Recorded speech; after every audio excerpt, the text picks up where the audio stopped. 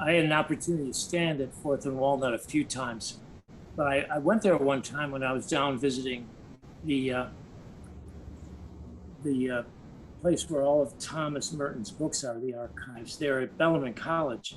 And the director of the place, Paul Pearson, was going to take me out to lunch. And we stopped like a quarter of the way down the block from the corner of 4th and Walnut, which is now 4th and Muhammad Ali.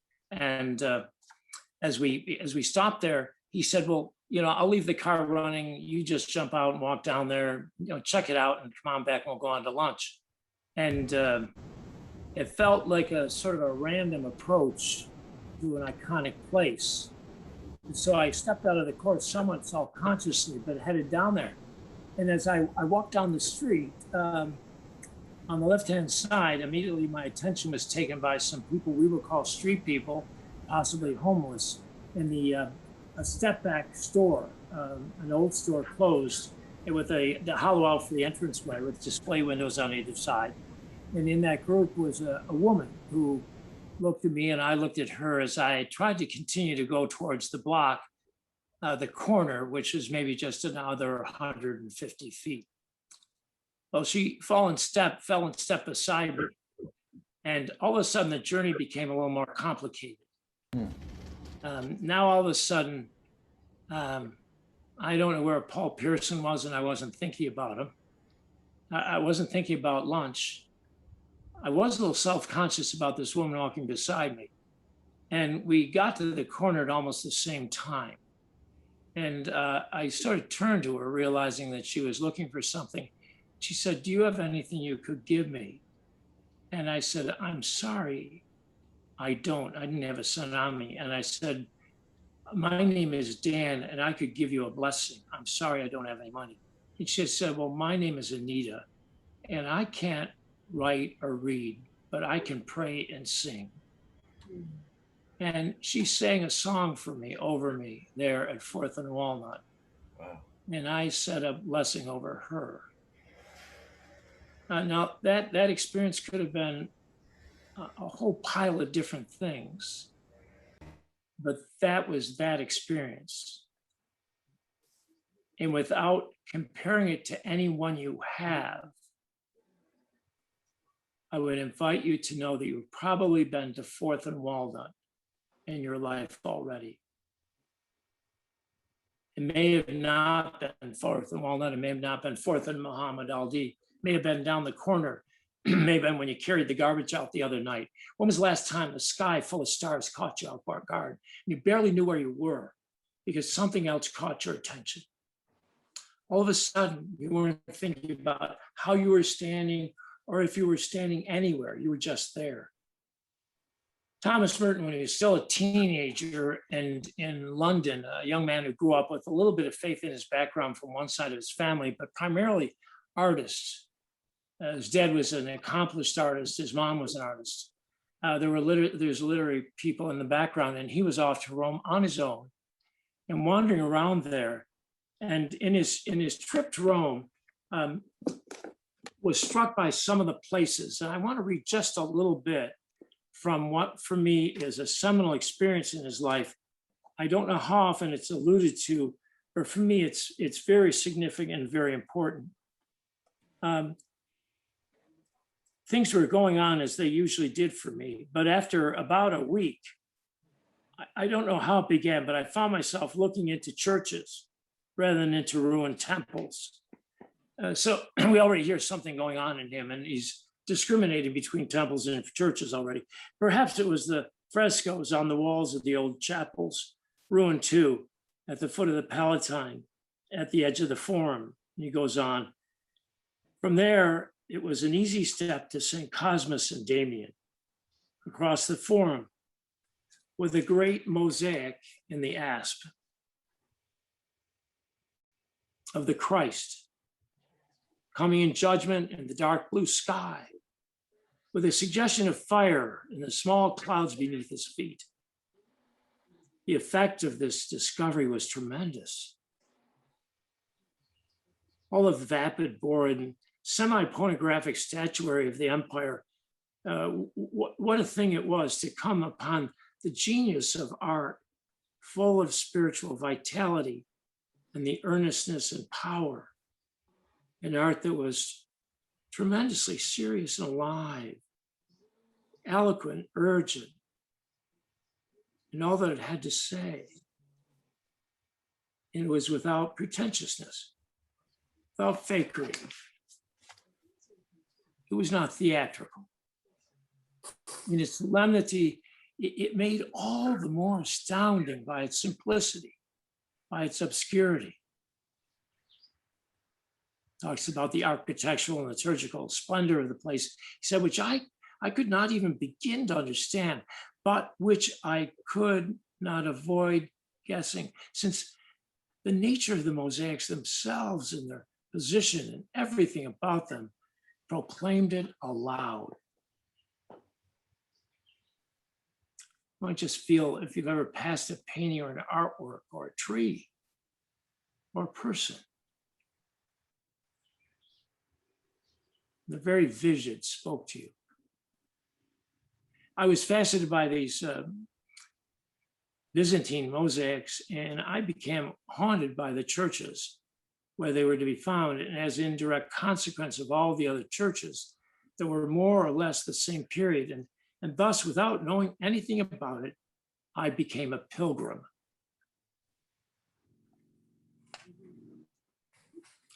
I was unconsciously and unintentionally visiting all the great signs of Rome and seeking out their sanctuaries with some of the eagerness and avidness and desire of a true pilgrim, though not quite from the right reason. And yet it was not for the wrong reason either.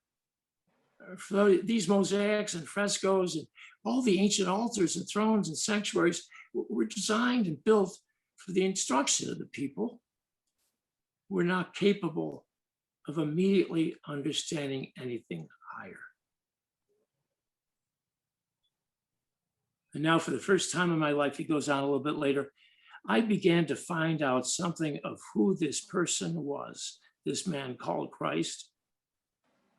It was obscure, but it was truer than I would admit.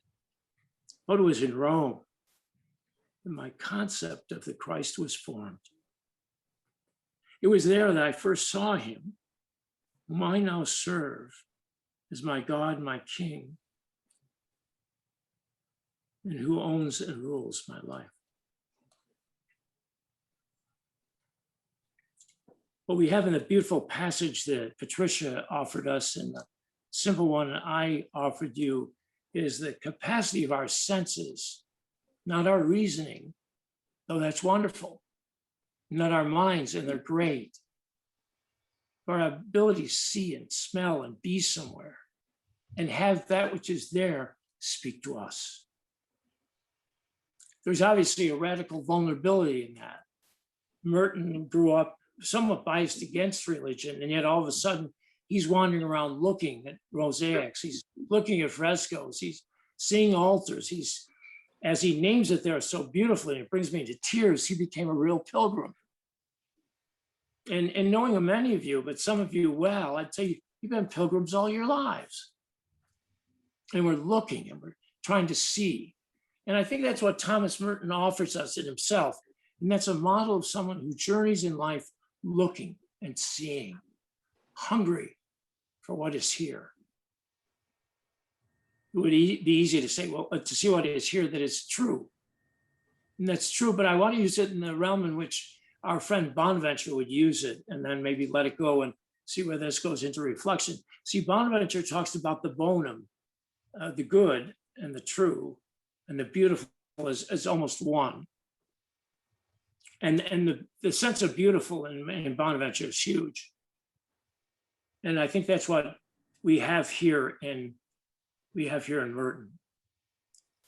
As he says, not in the facile beautiful, not in the statuary that was in the baths of Rome, though beautifully made. He's talking about a beauty that transcends a culture, but speaks from a personal place.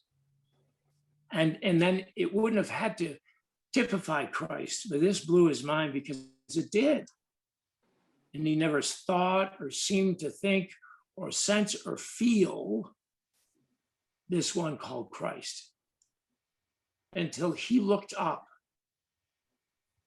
And in the asp of an ancient church, saw mosaics that asked him to begin to look and see around him. To look and see around him. It would be 25 or more years later that we would hear that passage that Patricia read. And I'd like to go back to a bit of it again. Then it was as if I suddenly saw the secret beauty of their hearts, the depth of their hearts, where neither sin nor desire nor self-knowledge can reach, the core of their reality, the person that each one is in God's eyes. If only they could all see themselves as they really are.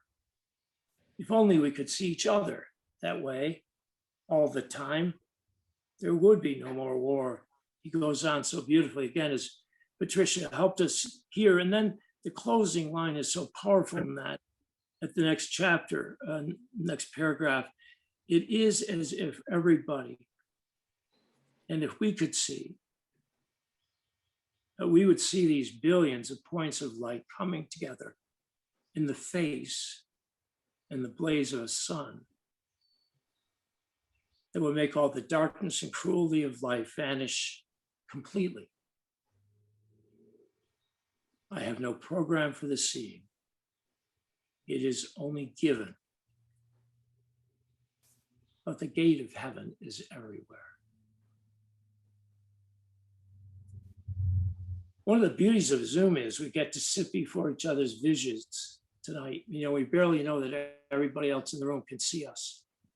And we can actually see each other a little more intimately than we realize. You know, and if you're looking at me, you realize I didn't comb my hair tonight, you know. Thank you, Sean. Yes, you're right. Nothing there to comb. So, you know, it's like this revelatory reality of truth and beauty that takes us beyond our topologies, the way we would think we ought to look and the way we ought to be and want to be, to the way we are, to the way we are, to the way we are.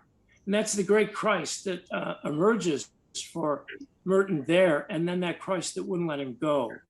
And that's probably what trails out of Rome and on into the 7-story mountain for him and on to Bonaventure and on eventually into the monastery and then on to telling the story at 4th and Walnut. And I think in our own lives, I bet that's why you're on here tonight and why we're here, to say what really is beautiful anyway, what really is good, and what really is true.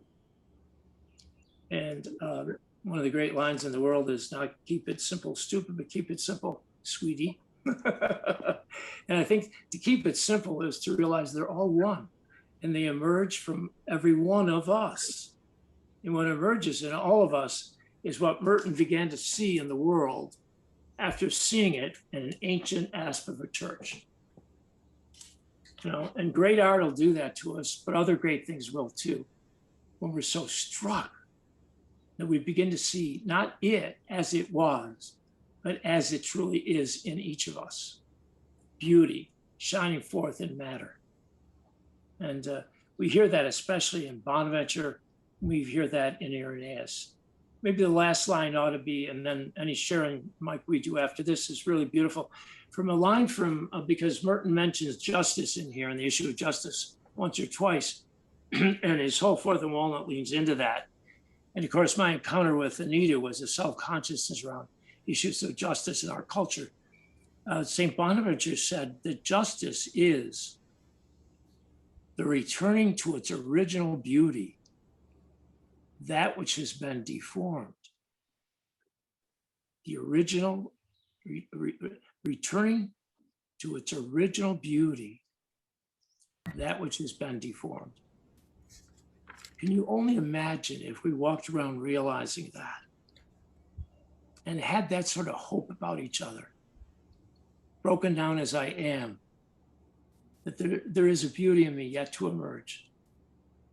Broken down as our world is or someone around us, there's a beauty yet to emerge.